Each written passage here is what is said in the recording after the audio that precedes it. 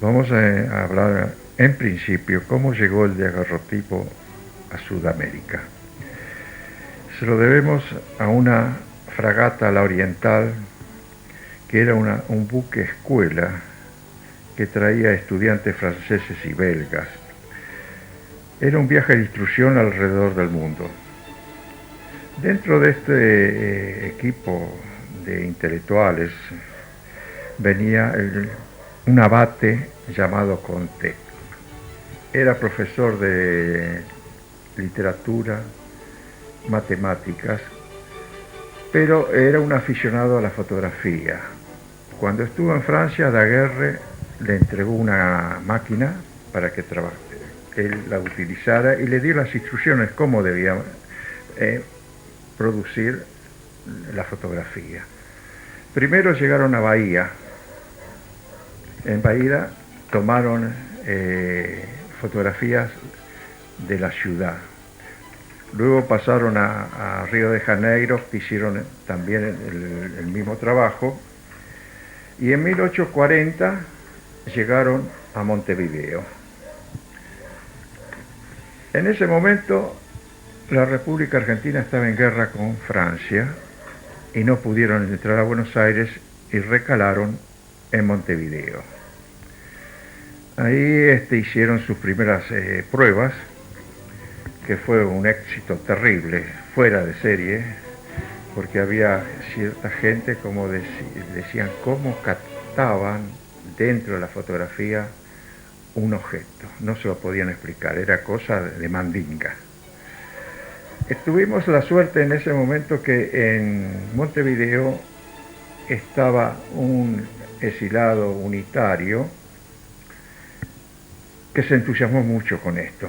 Lo mismo estaba la señora Mariquita Sánchez de Thompson, que estaba casada con el embajador francés.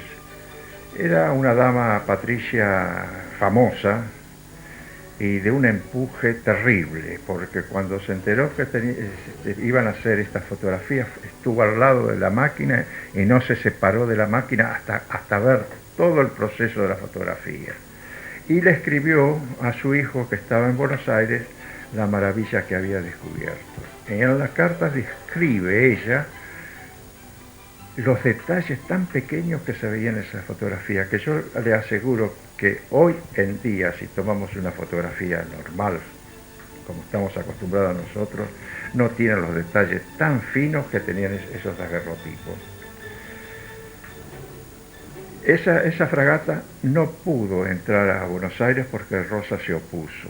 Siguió viaje, dio la vuelta a Cabo de Hornos y frente a Valparaíso, en México, se hundió la fragata. Se salvaron todos menos las máquinas.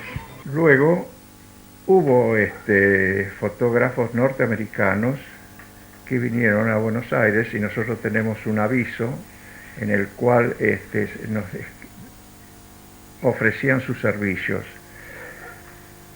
Hay que decir que este tipo de fotografía era para una élite, porque en ese momento cobraban 100 pesos cada fotografía, y yo creo que en esa época en la ciudad de Buenos Aires no había muchas familias que pudieran pagar ese importe. Por eso notamos nosotros que venían fotógrafos, estaban una temporada en Buenos Aires y después iban a Chile o hacían recorridos por el interior y visitaban a los grandes caudillos de la época.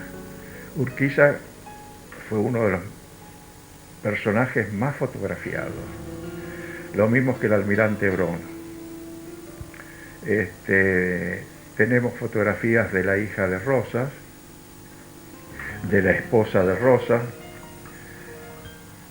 pero él nunca se quiso dejar fotografiar porque decía que eso era cosa de gringo. No sé si él tendría miedo que lo fotografiara. Y así fuimos sucediendo en las épocas y viendo infinidad de fotógrafos. Y quiero no olvidarme de este gran fotógrafo, el primero, Florencio Varela, que estuvo con la señora de Thompson,